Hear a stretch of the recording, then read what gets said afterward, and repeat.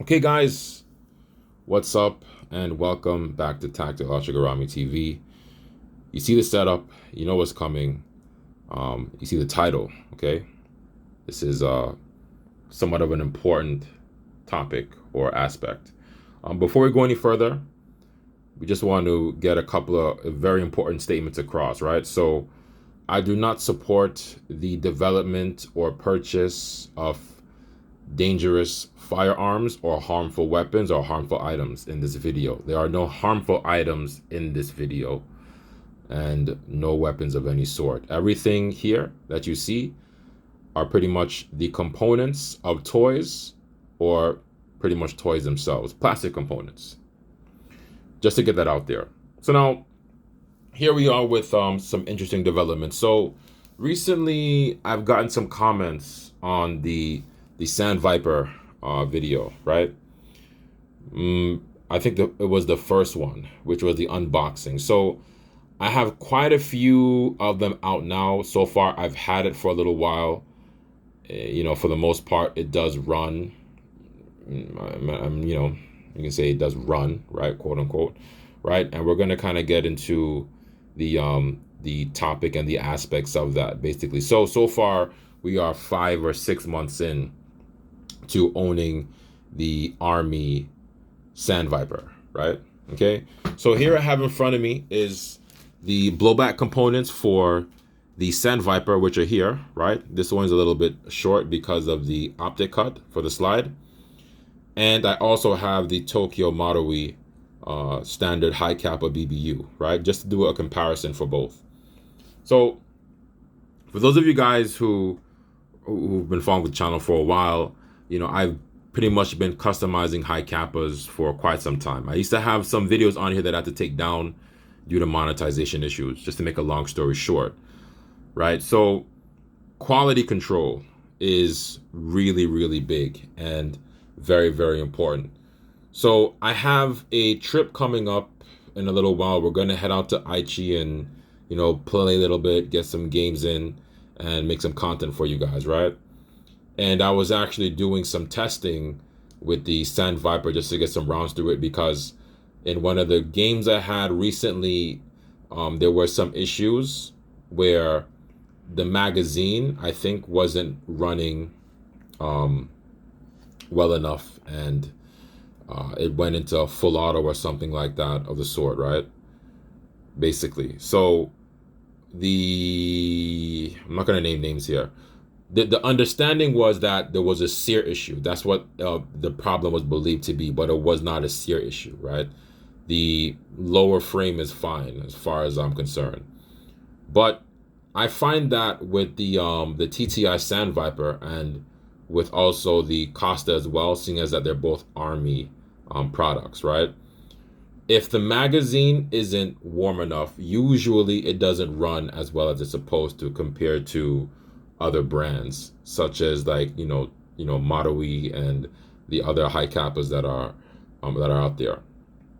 And that brings me to the situation in front of you right now, basically in the video. So notoriously, their loading nozzles, their BBUs, but particularly the loading nozzles, are known for breaking. Okay, and this is exactly what happened during a very recent test. So as you can see here, this is the Sand Viper BBU, and this piece here, right, basically broke off the loading nozzle, right? So essentially right now, and I'm not going to show you the actual assembly of the spring, just to be safe, right? But for those of you guys who are familiar with high kappa internals, or pretty much airsoft toy internals, right? You know exactly what I'm talking about here. This spring is supposed to load basically on this nub that is supposed to be attached to the rear part of the loading nozzle here. So this essentially completely just broke off during recoil. So now the loading nozzle just kind of sluggishly retracts back and forth as the slide reciprocates.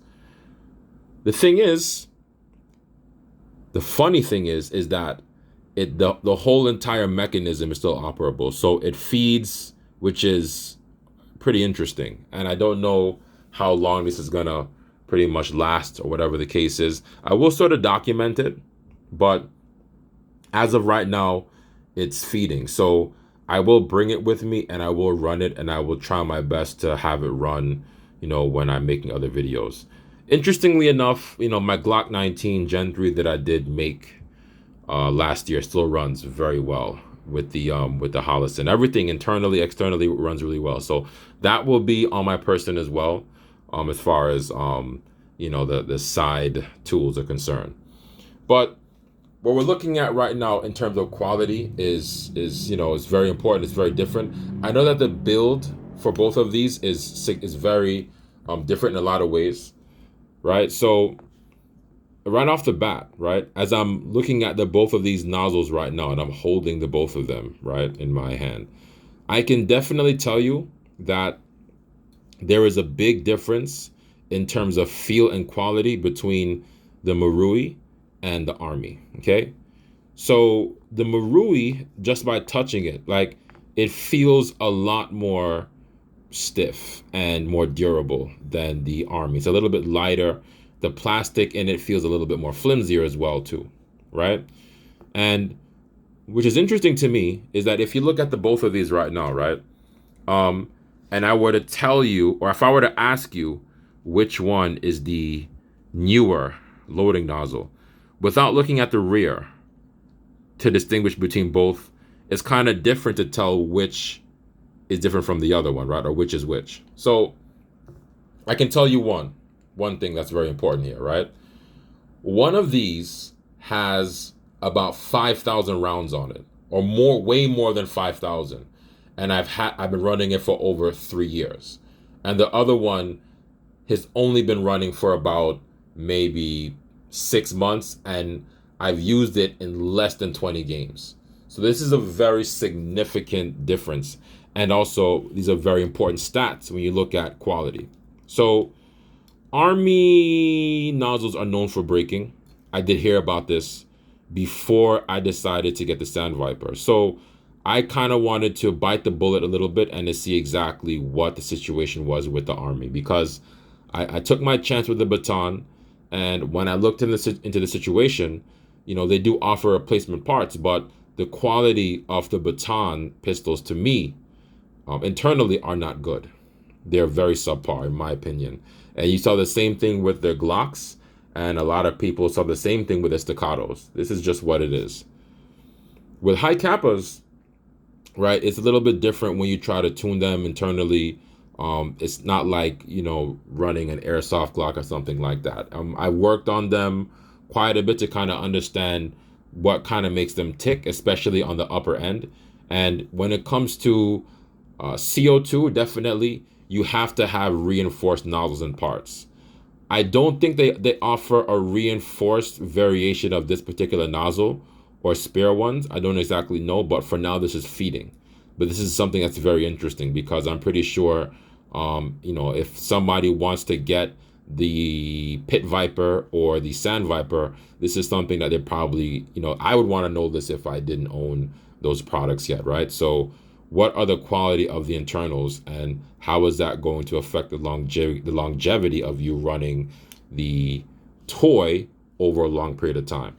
Okay, so pretty much with that being said, just to kind of give an update, this is the Sand Viper loading nozzle, by the way. Okay, and that's the if you want to call it damage, okay, that is on this nozzle so far.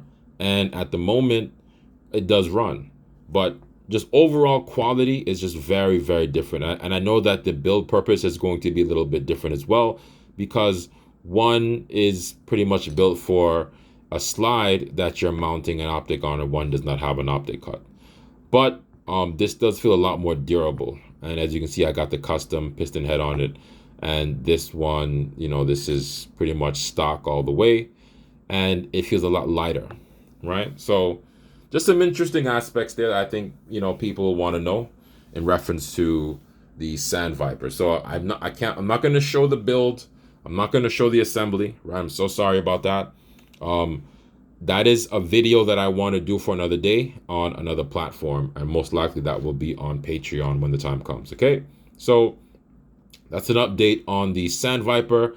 As of right now, I have a broken nub on the loading nozzle of this Army hand capper. Okay, and as of right now, the blowback housing or loading nozzle spring that allows the loading nozzle to reciprocate currently is not functioning at all. So I don't think I'm going to glue it. I'm going to leave it as is, and I will try to run it, and we'll see what happens to the performance later on. All right, guys, thank you so much for watching my video. If you have any questions about the Sandviper or high kappas in general or anything at all, feel free to drop them in the comment section. Do not be a stranger, okay? And look out for more Interstellar gameplays coming on Tactical Ashigarami TV. Take care and see you soon.